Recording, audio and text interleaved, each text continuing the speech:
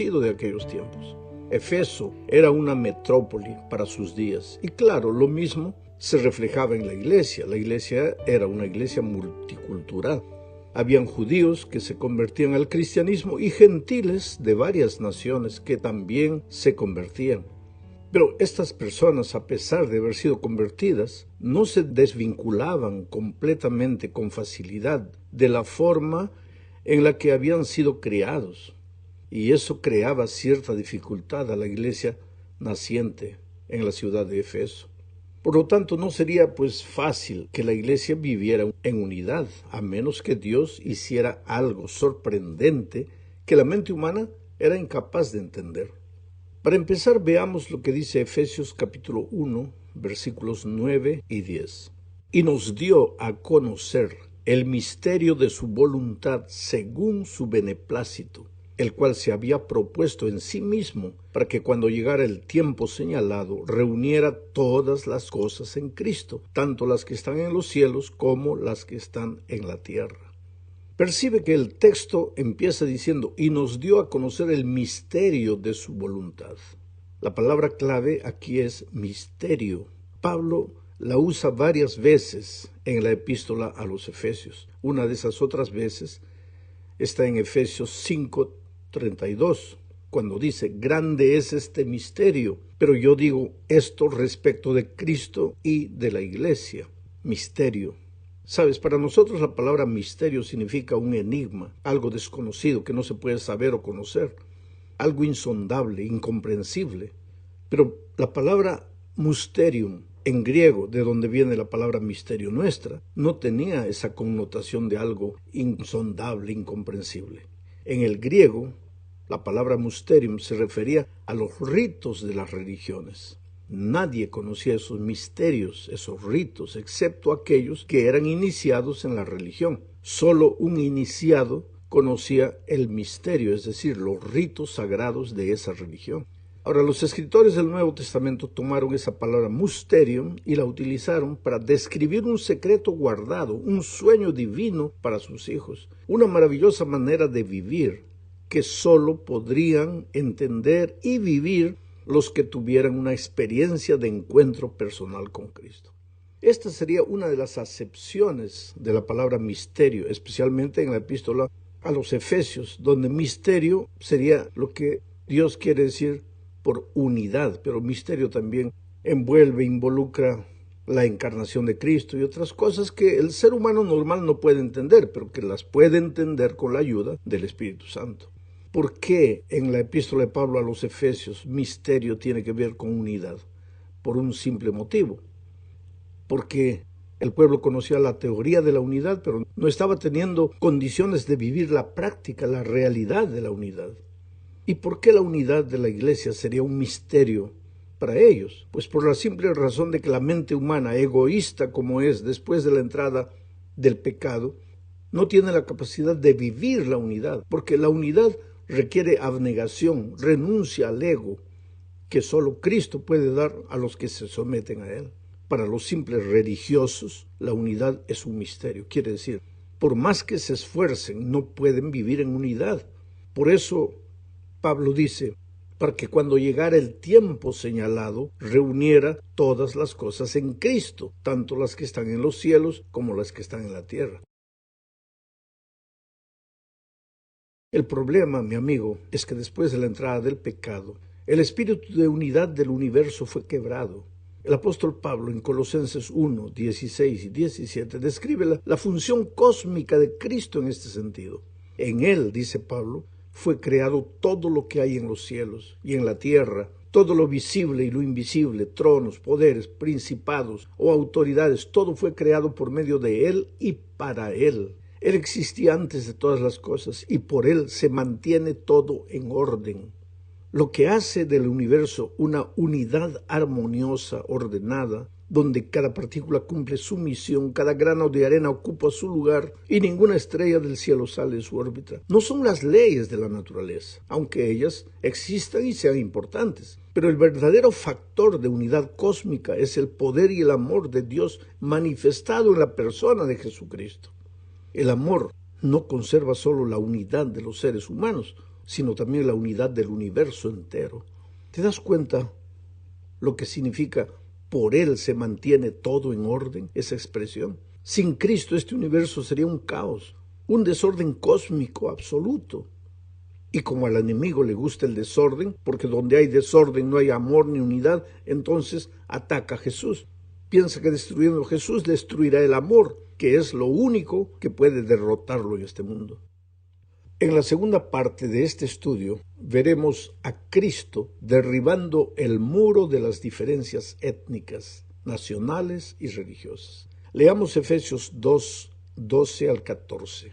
En aquel tiempo ustedes estaban sin Cristo, vivían alejados de la ciudadanía de Israel y eran ajenos a los pactos de la promesa. Vivían en este mundo sin Dios y sin esperanza. Pero ahora, en Cristo Jesús, ustedes que en otro tiempo estaban lejos, han sido acercados por la sangre de Cristo, porque Él es nuestra paz.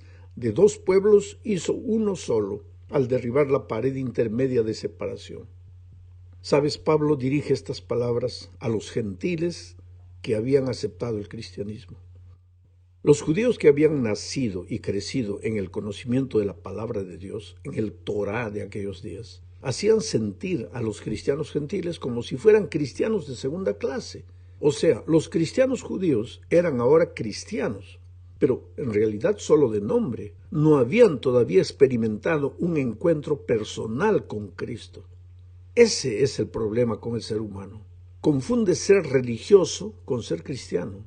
El religioso vive preocupado solo con las exterioridades de la religión, con los ritos, con las ceremonias, mientras que el cristiano vive preocupado con la esencia de la experiencia cristiana que es Cristo, y pues el resultado natural es la obediencia a las exterioridades, a los ritos y a las ceremonias. Así que en aquellos tiempos los cristianos gentiles se sentían un tanto relegados y el problema no era solo el asunto de la circuncisión, sino que era un asunto de nacionalidad. Pablo dice, ustedes vivían alejados de la ciudadanía de Israel. Ahora yo te pregunto, ¿es posible que el cristiano no sea capaz de derribar las barreras étnicas y nacionales? Mira, no te apresures a responder. Antes de responder, piensa dos veces. Porque te voy a preguntar, cuando van a escoger un pastor para tu iglesia, ¿te preocupa su nacionalidad o su raza o la región de donde viene? Recuerda que es muy fácil decir amén a la teoría, pero es completamente diferente vivir la práctica del Evangelio. El problema en la iglesia de Efeso era que a pesar de conocer la teoría del Evangelio, el tema de la unidad en Cristo era un asunto todavía incipiente. Nadie lo conocía en la realidad, en la práctica. Por eso la unidad para ellos era un misterio. En la tercera parte de este estudio veremos que la experiencia cristiana es un permanente andar con Cristo. Efesios 4, 1 al 3 dice, yo que estoy preso por causa del Señor, les ruego que vivan como es digno del llamamiento que han recibido y que sean humildes y mansos y tolerantes y pacientes unos con otros en amor. Procuren mantener la unidad del Espíritu en el vínculo de la paz. Sabes, Pablo les recuerda que está preso por causa de Cristo. Pero tú conoces la historia y sabes que la verdad es diferente. Él está preso por la intolerancia de los judíos, inclusive de los judíos cristianos que no fueron capaces de entender que el cristianismo, más que una simple teoría de lo que hay que guardar o no, es la experiencia de vivir en un espíritu de tolerancia y de aceptación de los unos a los otros. Pero como ya dijimos, este es un misterio que solo son capaces de vivir aquellos que permiten que Cristo ocupe el primer lugar en su vida. La advertencia de Pablo es, vivan como es digno del llamamiento que han recibido. Otras versiones dicen, anden como es digno de vuestro llamamiento. Me gusta más esta expresión, anden, porque la vida cristiana es un permanente caminar con Cristo. No se llega, se avanza. Como Pablo dice, no pretendo haberlo alcanzado. Nadie en la vida cristiana puede estar satisfecho con lo que ha conseguido. Siempre hay que seguir creciendo. Bueno, ¿cómo se vive o se anda o se camina la vida cristiana? Pues como Cristo la vivió. Y Jesús dijo, aprended de mí, que soy manso y humilde de corazón. Aquí está otro verbo, aprender. No se aprende en un instante, no se camina en un instante, no se crece en un instante. Jesús dijo, aprended de mí, que soy manso y humilde de corazón. Por eso Pablo añade, y que sean humildes y mansos y tolerantes y pacientes unos con otros. Claro, porque si hemos aprendido de Cristo a ser mansos, tenemos que ser mansos unos con los otros dentro de la iglesia. Tolerancia es la capacidad de aceptar al otro como es. El problema es que queremos que todos nos acepten como nosotros somos, pero no estamos dispuestos a aceptar a los otros, a no ser que ocurra un milagro. Por eso Pablo dice, procuren mantener la unidad del Espíritu en el vínculo de la paz. La unidad es del Espíritu. No es algo que el ser humano produce por sus propias fuerzas, está más allá de la capacidad humana. Es resultado de lo que Dios hace en la vida de sus hijos, que reconociendo sus limitaciones, pues van a Él y permiten que el Espíritu los molde a imagen y semejanza de Cristo. Entonces, y solo entonces, seremos mansos y tolerantes y seremos capaces de vivir en unidad, como un solo cuerpo, a pesar de nuestras diferencias. Vamos ahora a la cuarta parte de este estudio. Hablemos aquí de la unidad y los líderes de la iglesia. Efesios 4, 11 y 12 dicen, y él mismo constituyó a unos apóstoles, a otros profetas, a otros evangelistas, a otros pastores y maestros, a fin de perfeccionar a los santos para la obra del ministerio, para la edificación del cuerpo de Cristo. Sabes, apóstoles, profetas, pastores y maestros son funciones de liderazgo. Dios constituye a los líderes de la iglesia y lo hace a través del cuerpo de Cristo, que es la propia iglesia. Los líderes, según Pablo, tienen el propósito de perfeccionar a los santos para la obra del ministerio, para la edificación del cuerpo de Cristo. Los líderes fueron colocados en la iglesia para perfeccionar a los santos, para ayudar a crecer a los miembros del cuerpo. La iglesia es un cuerpo en permanente edificación.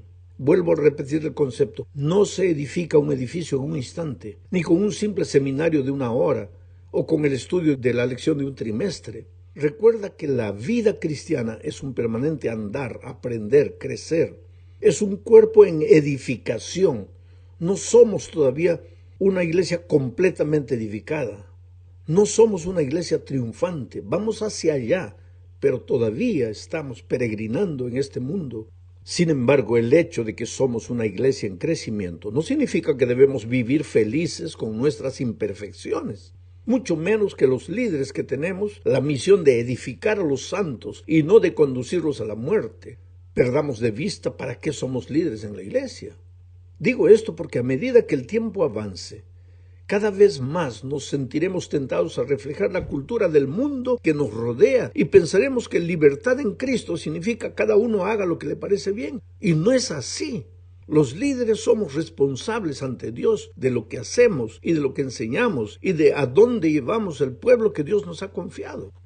Llegamos al fin de este estudio hablando de relaciones humanas. Leamos Efesios 5, 15 al 17 y también el versículo 21. Dice, por tanto, cuidado con su manera de vivir. No vivan ya como necios, sino como sabios. Aprovechen bien el tiempo, porque los días son malos. No sean pues insensatos. Procuren entender cuál es la voluntad del Señor. Cultiven entre ustedes la mutua sumisión en el temor de Dios. Mi querido, la manera sabia como el pueblo de Dios debe vivir es la sumisión mutua en el temor de Dios. ¿Sumisión a quién? Por el contexto de la epístola es sumisión al cuerpo de Cristo, en el temor de Dios. El cuerpo de Cristo es la iglesia. O sea, cuando la iglesia como iglesia decide algo, todos los que deseamos vivir de manera sabia debemos someternos a lo que el cuerpo de la iglesia ha decidido. Que cada uno haga lo que desea, eso es necio. Pablo dice, por tanto, cuidado con su manera de vivir. No vivan ya como necios, sino como sabios. Aprovechen bien el tiempo, porque los días son malos. Los días son malos. Se refiere a la cultura. La cultura no puede influir en la manera de vivir y de pensar de los cristianos. Ahora, para terminar, yo quisiera decir que esta unidad, esta manera sabia de vivir, solo es posible en Cristo. Y estar en Cristo, según Pablo, en Efesios 6, 14, 15, 17 y 18, significa leer todos los días la palabra de Dios, traer una persona para Cristo y orar en todo tiempo. Miren lo que dice Pablo. Por tanto, manténganse firmes y fajados con el cinturón de la verdad, ahí está la palabra de Dios, y con los pies calzados con la disposición de predicar el evangelio de la paz, ahí está el traer una persona para Cristo. Y esgriman la palabra del Espíritu, que es la palabra de Dios, nuevamente la palabra de Dios, la Biblia. Oren en todo tiempo, con toda adoración y súplica en el Espíritu, y manténganse atentos, siempre orando por todos los santos. El problema es que nosotros hablamos de unidad. Estamos estudiando un curso maravilloso este trimestre de unidad. Pero nos olvidamos que la unidad solo puede ser encontrada en Cristo. Y claro que nuestras lecciones inclusive mencionan a Cristo como la base de la unidad. Pero necesitamos entender un poco más este asunto. Estar en Cristo no es una actitud romántica. No es cerrar los ojos y cantar diciendo que estoy en Cristo. Estar en Cristo es una experiencia práctica, es realidad. Nadie está en Cristo si no ora todos los días, si no estudia la Biblia todos los días y si no busca una persona para Cristo. La unidad no se consigue simplemente dando seminarios de unidad y presentando conceptos bonitos de unidad. Hay que llevar a la iglesia a la experiencia de vivir el evangelio en su lado práctico. Tendríamos que ver la manera de ver si cada miembro de iglesia